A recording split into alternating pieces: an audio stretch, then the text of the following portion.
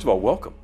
Thank you so much for having me. Well, thank you for the opportunity to sit down and talk with you. I've been wanting to do this for quite some time. Well, it's an honor. It's definitely an honor. Yeah, certainly an honor for me to be able to sit with you. I just love your voice. I want to hear your voice all the time. Oh, listen at you. Now you're making me blush. I am beat red. You just can't tell right now. Nena Madonia, thank you so much for the opportunity to sit and talk with you. First of all, as we get started, tell us, who exactly is Nena Madonia? Who am I? I'm a new wife, which I like, but yes. Let's talk about that. Yes. So that last name is now what? It's Osteen, but I haven't gotten the paperwork yet legally. So we're going to keep Madonia because I love who I am as Madonia. Yes. I haven't assumed the role as Nena Osteen, and I think Madonia has to be somewhere in that mix. So so it'll be hyphenated, I'm sure. We'll see how it works, Chris. We'll see how it works. But no, I think who I am is passion. I think that's something that I'm passionate, and I have a lot of passion. But I think I'm just passion. I want to, I want to help people. I want to push people. I want to make people enthusiastic about things that I like. I want to help people make more stronger decisions, better decisions, and I'm passion. That's what it is. Yeah, and we're going to get into that, you helping people a little bit more in just a bit. But I want to talk to you about you a little bit more. Do you consider yourself to be a dreamer? Oh my gosh, I think I consider myself a dreamer. Okay. Let's talk about maybe one of your lifelong dreams. Well, okay, if this is a lifelong dream of something that I think we always have dreams that maybe we'll never be able to pursue. Mm-hmm. I think one of my lifelong dreams is professionally to see all of my books succeed on the bestseller list or on something that, to see that happen for authors, I think helps me. Yes. But unprofessionally, a dream of mine is to change lives and to help people and to use my passion to help others. Yeah. And then an unofficial dream is to be a backup dancer. Really? Is it for any particular artist or what? No, just a backup dancer. Okay, I just really? want to be a backup dancer. Why backup? Why not front and center? I know. I think I like to lead as a follower. Okay. I think there's a place for everyone. I'm serious. Okay. There's a place for everyone to be a leader. Uh-huh. And I think behind the scenes is something that I'm really strong at. I have a hard time even talking about the dreams that I have because I feel that I can assume the role of dreaming for others and making dreaming for others and making other people's dreams happen. Yes. So to be a backup dancer in my mind is like the greatest accomplishment. Okay. I'm following it. That makes sense. It does. For So now we just have to try and arrange an opportunity to see you actually bring that dream to fruition here. I have to say I was at a wedding recently, and it was that dream came to life because I had a circle of people around me that I didn't create. It was a circle of people cheering me on for dancing. Really? Chris, it was a moment. Now you have to take us there. What dance were you doing? Is this the electric slide? Or what are we doing here? Is this a line dance? Or? It was more of a free flow type of dancing. And it was a great song, a 90s R&B hit that, I think people can relate to the beat, feeling the beat. And the music took over me, and I became this other person, and I had a crowd around me that... Man. I felt really good about myself that Saturday night. See, I just hate at this moment that you have that microphone on and you can't stand up and show us that dance. This is how we do it. I will tell you. This is how we do it. Yeah, the song there. Oh, man. Yeah. I think that's the ultimate party song. Anyway, thank you for letting me tell everyone about my dreams. Absolutely. Let's dig into this a little bit more. Yeah. Certainly one of the causes that you care most about is human rights. And one may think that it's obvious, but why is that? I think human rights can be defined in so many different ways. And our literary agency, we work with a lot of human rights-based nonprofit organizations. Mm-hmm.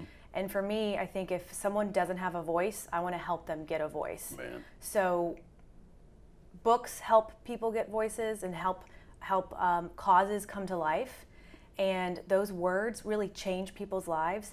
And for human rights, whether it's discrimination or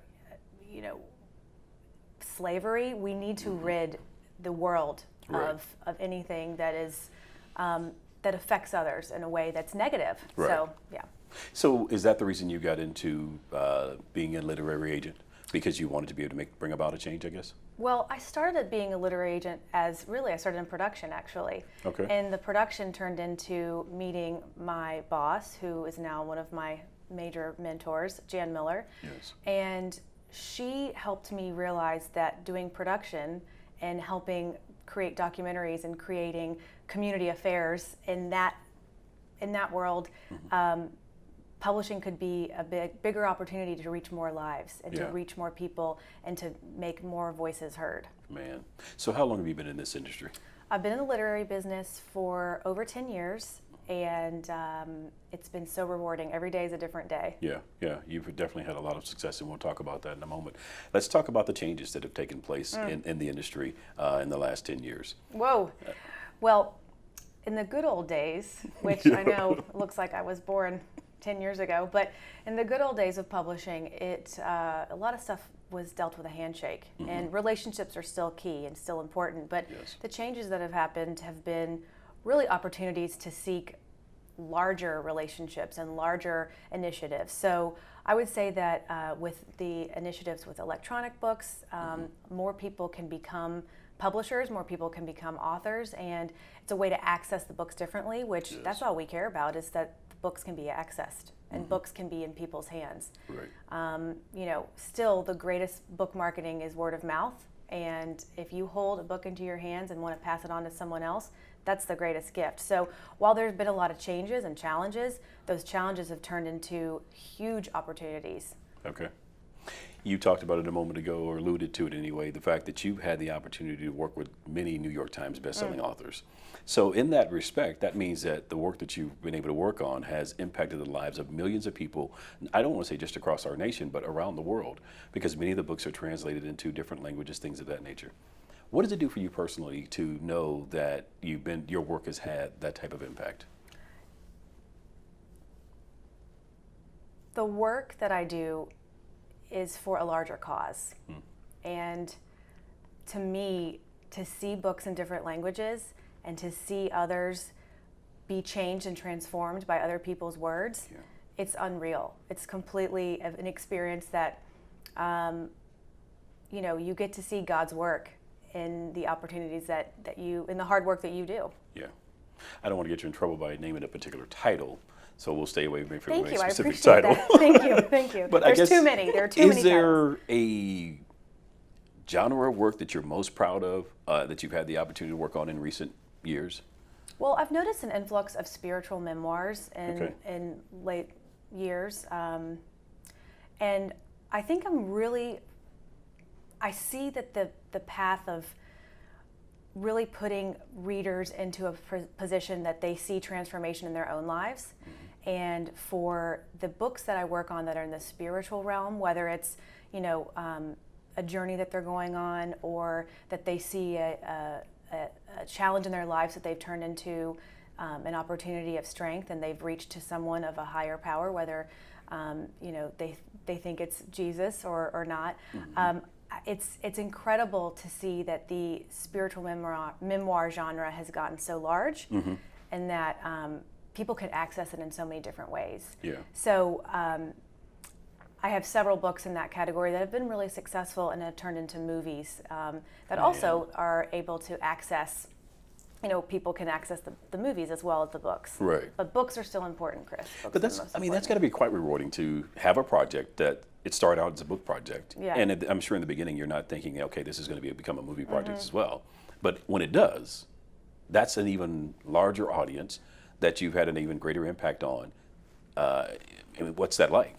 Yeah, it's, and I wish I could explain it. I don't know. I guess I've never had that question asked to me before, because it's really seeing the reward in the author and how hard they work, and to be a part of that team. I think that's what's so important, because as agents we act as hubs and as advocates and as pioneers for our authors, but our authors are at the forefront, and they're the ones that are really laying the groundwork. So to me, to be a part of that team and to see the initiative come through and come to fruition into many different languages and also into movies, it's extraordinary. And to see words then turn into books, then turn into movies, and then turn into blockbusters that then turn into more books and more movies and more languages. It's extraordinary. Yeah. It's a great thing. Now, we talked about the fact that you've had the opportunity to work with many New York Times bestselling authors. Give us a sneak peek. Is there any one common thing that you see amongst all of them? that they take ownership, Okay. that they're original. An author is original. Their words are their own. And for an author to have, there's no really common ground in the words that they write, but they assume the role that they're going to change lives, and it's not for them.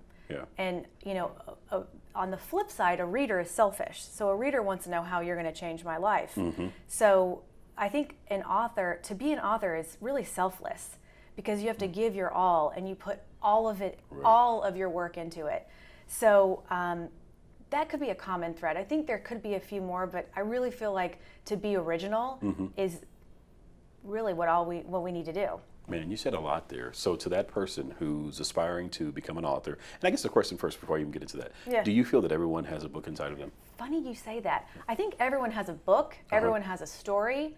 I don't know if everyone needs to be published. Okay. But to that point, every book that is, if you feel that your story needs to be told, then for certain you do all that you can to get that book published. Yeah. It's not easy nowadays, Right. but there's so many ways for readers to access your story. You don't necessarily have to get a published book or publish it with a New York Times, best-selling publisher.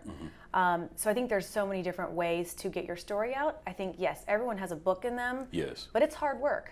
It's not easy to write a book. Yeah. You know. Well, and I managed to do one. But like you talked about, it's being original. Yeah. It's sharing, and really willing to be transparent, because you are doing this in hopes that it's going to help someone else. It's going to change someone's life. So that point that you made about that, I just thought that was so profound. So Yeah, thank you. that, and then again, the whole ownership piece, just Yes. really taking ownership. Well, because if we don't know who we are, then how could you ever want other Man. people to follow you? Like my backup dancing. Sorry to bring that back No, up. But, you're the whole point we're going to is, see a dance before it's over, I'm sure. the whole point is to lead your own life, not Right. compare yourself to someone else that's on that list, or not compare yourself to someone else who is more successful. Be your own true self. Stay in your lane, stay focused, and if you really want that book published, it will get published. Right. So what's the question you get asked most often from individuals who are seeking to have their work managed by you all? Gosh, I think the first question is that they ask is, how can I get a New York Times bestseller? Yeah. And I feel that defining yourself by a New York Times bestseller is almost like having the devil on your back. Man. Because you try so hard to be that number one when you're neglecting how you can be number one, and how that can help, how the book can really be helped by your initiatives in other ways.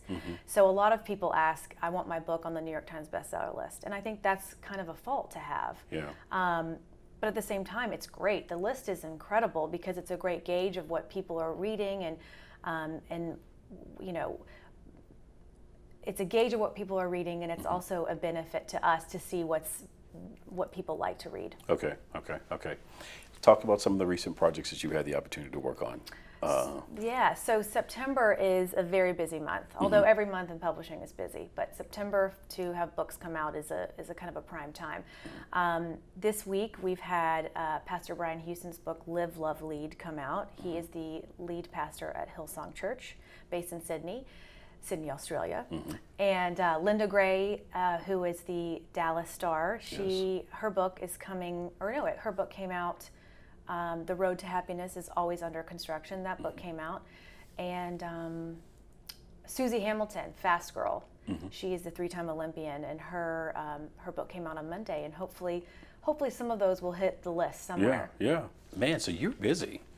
Yeah, Yeah. we're all busy. Absolutely. I think busy, I'll tell you, I think busy is a wrong word to use. Why is that? I think busy, is like a hamster wheel. I don't like the busy term. Productive, maybe?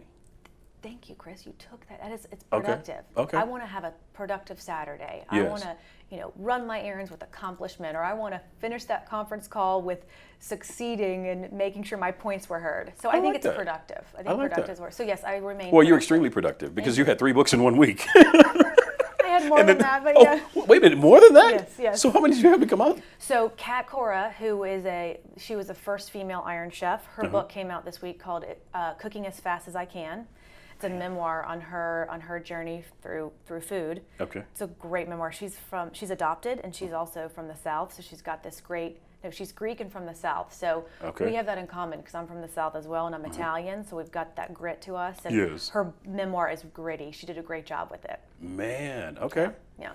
So, for all of these books to land at the same time, obviously they didn't start at the same time.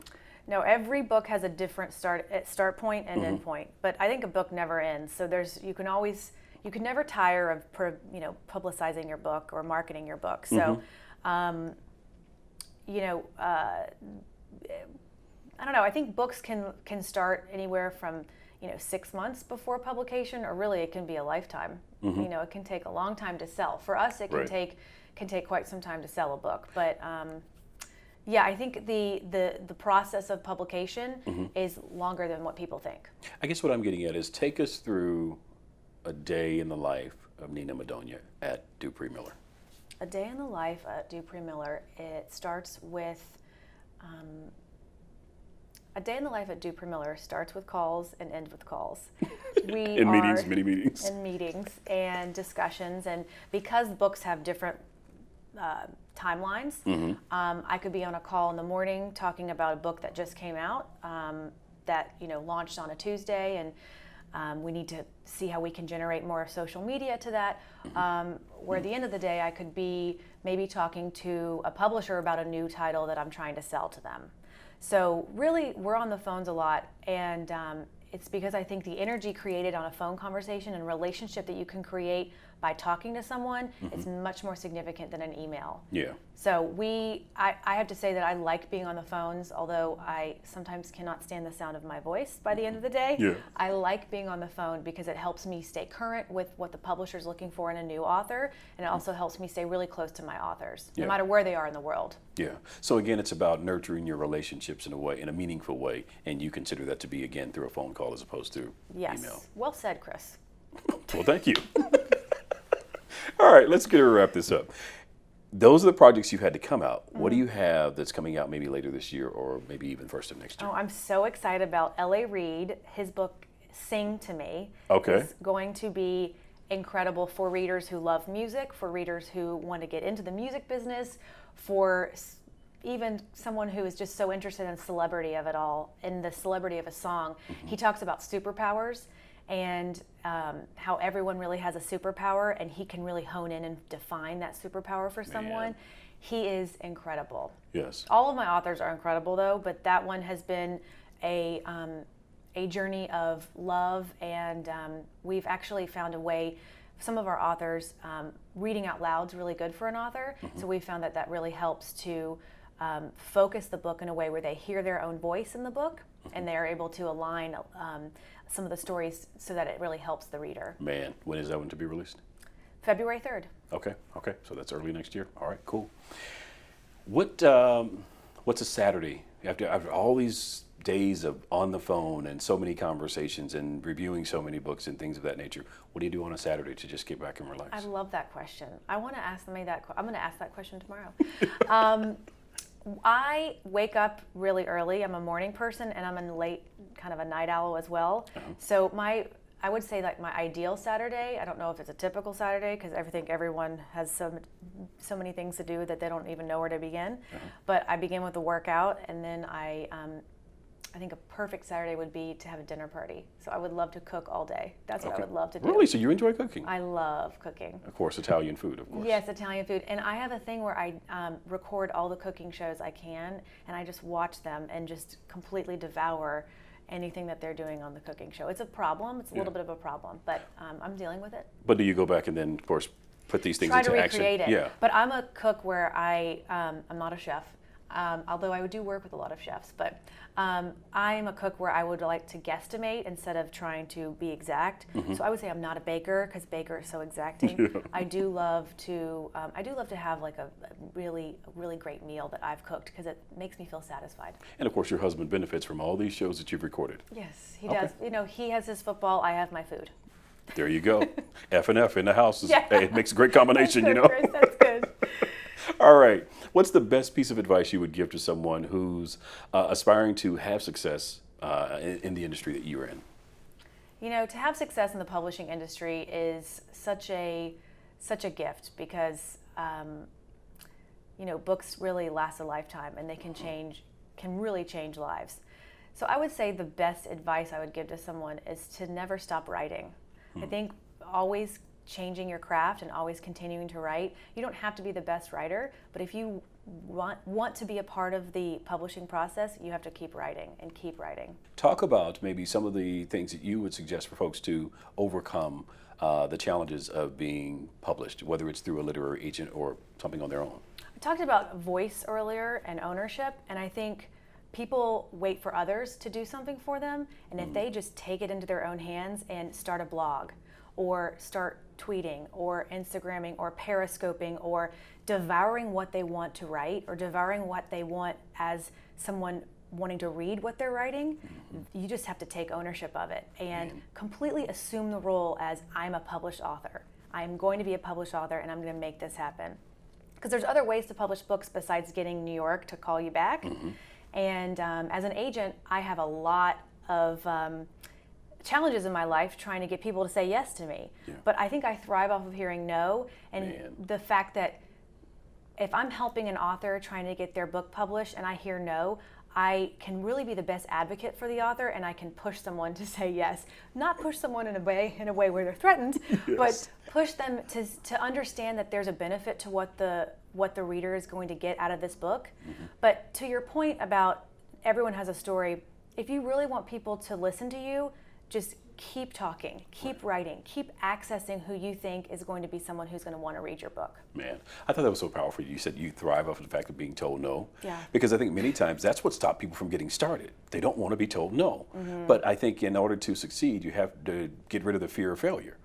Yeah, I think I think failure really cripples everyone. No matter the best athlete or the greatest CEO, I think they just interact with failure differently. It's a dance. I don't think you have to ignore it, and I don't think you have to embrace it. I think, I have a hard time even wanting to make phone calls every single day, but I love talking, as you can tell. But I think that there's something that you just have to act as if, and you have to own it. And so if there's someone that's telling you no, well, you know what? Then they're not the right people to talk to anyway. Man. So in closing, what would you say to that person who's been sitting there saying, I know I have a book inside of me, I know the world needs to hear what has been placed inside of me, but yet they're still holding on to it and haven't done anything with it? I think it's to follow your path and to really proactively do that vision board and focus on really seeing it done. And the only person that can do it is you. I think that's where, I haven't really had challenges that I can't overcome, but it's because I see challenges as opportunities. And I think just flipping your brain a little bit to say, okay, I have this story inside of me, I'm going to make it happen. I'm going to believe in myself a little bit harder. And even if it's hard to even get out of bed in the morning or finish that last chapter, or you have writer's block, I think it's really just focusing on the positive of the day and really taking it one day at a time. Man, that's good. Thanks again. Thank you. Coming up on the next episode of The Chris Howell Show. And think about it, that's people pleasing. Because we want to impress people, we want to please them. And so in order to get out of that feeling and fundamental need to people please, one of the biggest things we have to do is boundaries. Because once we start placing boundaries, guess what? You stop necessarily pleasing people, but guess what? People start respecting you. And if they don't respect you, they'll just exit stage right. Thank you for watching. Now we have more great conversations like this available for you at chrishowellonline.com. I also want to take this moment to invite you to download the free Chris Howell app. It's available in the App Store as well as Google Play. Search for Chris Howell, and there you'll get the Chris Howell app. Appreciate your support. Thanks again for watching. Have a great weekend.